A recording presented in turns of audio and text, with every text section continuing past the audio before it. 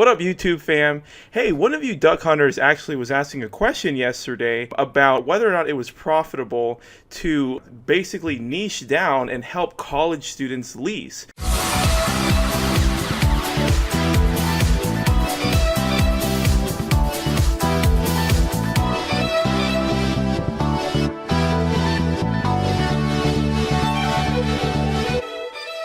So, Capraw, you called it, man. Before I could reveal it, actually. Yes, I was going to make a video about this topic. It's extremely profitable because, as you guys would imagine, there's like a never-ending cycle of college students, filtering and entering college, leaving college, and advancing, right? So, usually for the first couple of years of college, undergrad, right?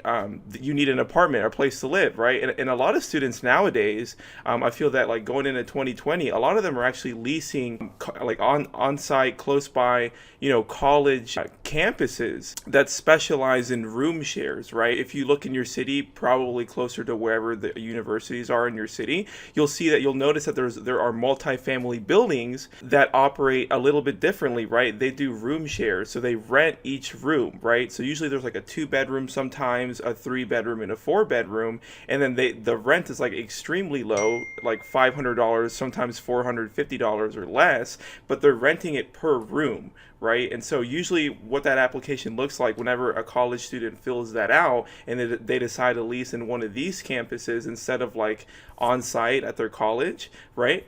The utilities a lot of the times are actually paid for, right? But the application itself, whenever they go through the application, most all of them are working with like a cosigner, right? That's just kind of the nature of how that works. Because when you're a freshman or a sophomore, right after high school, entering into college, chances are you don't have proof of income, right? I mean, because you just left high school, and so it wouldn't really make sense. And then these multifamily buildings that check for that and review the applications, they know that, right? So like all the time they work with cosigners. What does that translate into, right? As a client with apartment locating, that means they're always super qualified, right? Because if parents are going to send off their daughter or their son to these campuses, they've thought about it probably as a family or whatever, right? And then they're basically co-signing for their kids, and parents are always qualified.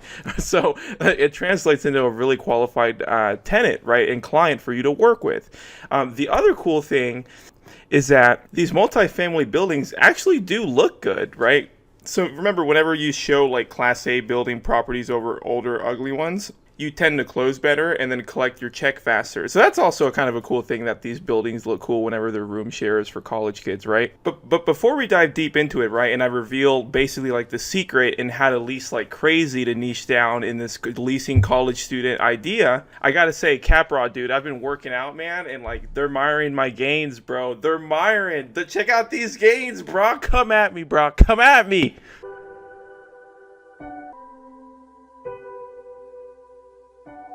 Time to talk one-on-one with everyone here. Listen carefully, brothers. This is the revolution. It's a fucking act. There is no Ziz. You mine, bro? I'll give you more reason to mine now, bro. Alright, sorry. Sorry, duck hunters. I had to get that out of my system. Yo, Capraw, I don't know if like your name is influenced by like the chest bra and Z's and all of that whole niche, but it makes me like, I love your name, dude. It makes me laugh every time, and it reminds me of like Z's and working out and stuff. So I had to get it out of my system. Anyways, so Capraw, you mentioned in your question that you were thinking about maybe connecting with like recruiters and then building a relationship with them so you can lease college students, more, in an easier way, in an efficient way.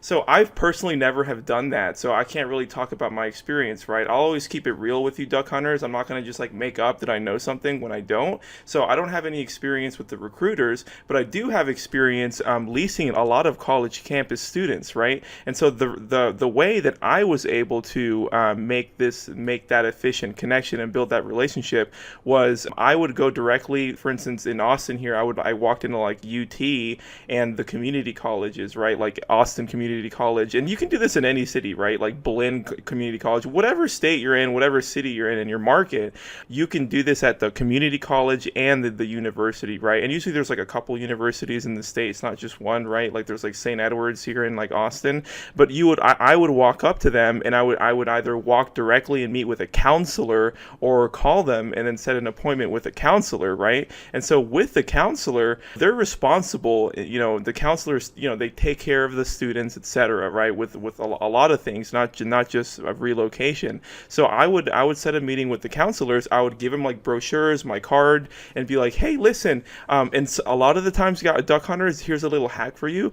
If you went to that college, like let's say we're talking about UT, right? And we're trying to lease like everyone that goes to UT, right? Freshman, sophomore, or whoever, right? So I would go and pretend like I was like an alumni, or like if you know someone that did go to UT or whatever your university is, it just helps more, right? Like it's like relevant for you to walk in, right? You don't need to say that or anything and like front like you've been there, but sometimes it helps, right? And so what I did is I walked in and I would go, hey, listen, like, I had a sister that went to UT, so she's an alumni. We really, really appreciate the school. This is a really awesome university that we're proud of. And then it's like makes sense for why you're talking to them, right? And then I would say, listen, like, hey, we're apartment locators now in Austin, and if you don't know a lot about our services, it's totally free, and we would love to give back to the campus, right, and to the school, and we'd love to help lease your students in a more efficient way. So,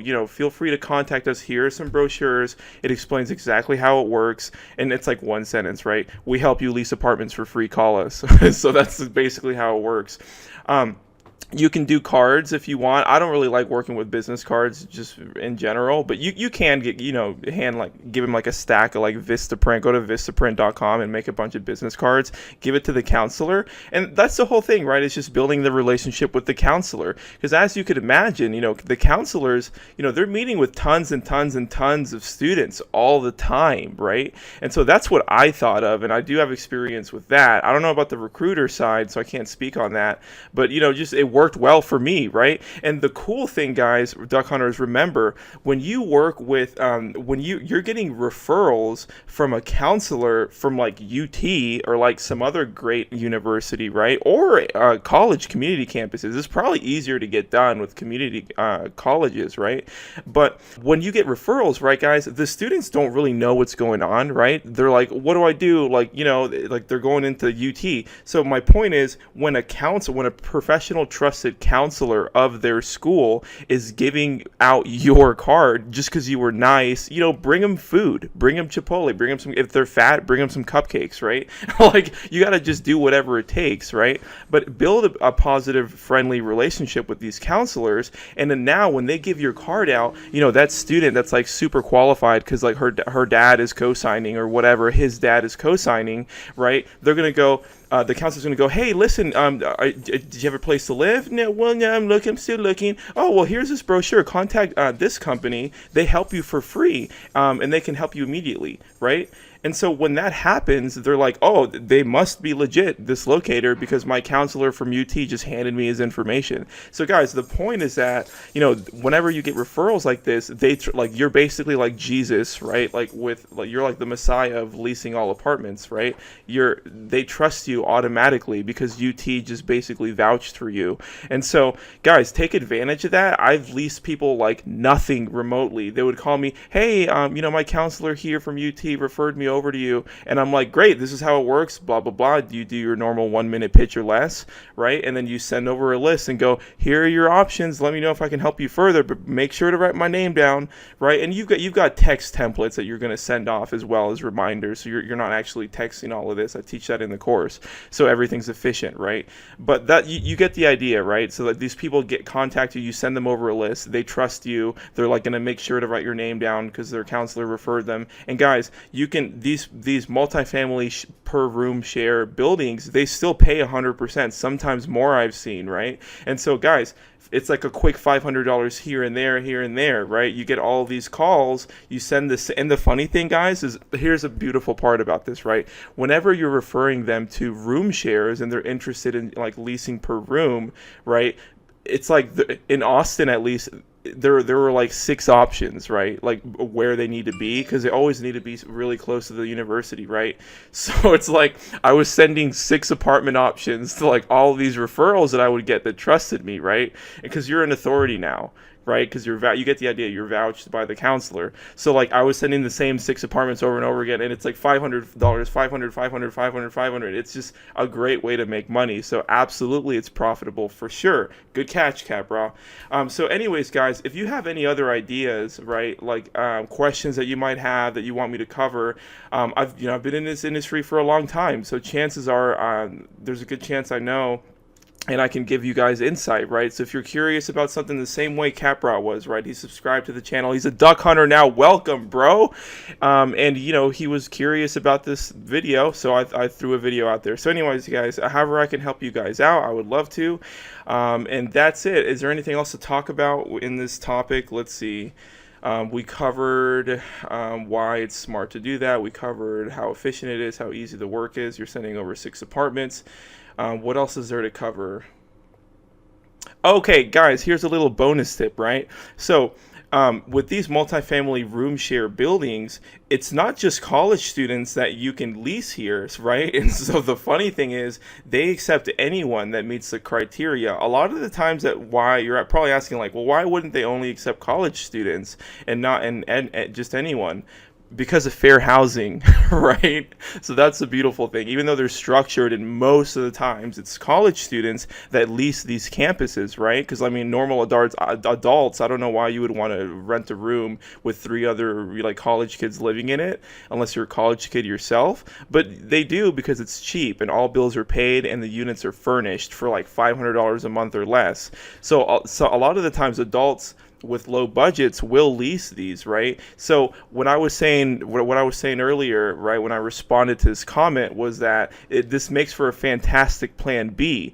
And a plan B means, if you're working with a client and they're like, hey, I need a 1-bedroom for like $700 and it doesn't exist, it's never good to say no to people. So in that situation, and if it's a qualified person, like no broken leases, no credit issues, no criminal, and they just have like a lower income or they don't want to spend a lot, now instead of saying no to them like any other normal apartment locator that's not a duck hunter, instead of saying no rudely or hanging up, now you can say, well, listen, like sir or ma'am, there aren't any apartments actually class C or to class B or class A for $700 here in my city. However, that doesn't mean we can't find you a home. So you can say, listen, there are these room share buildings where you share a 3-bedroom with 2 other roommates and you can pay $500, all bills paid, and it's furnished, and you just have to show 3 times the rent. So as long as you're making $1,500 gross, we can get you in there. So then, when you say this to people, they're like, okay, well,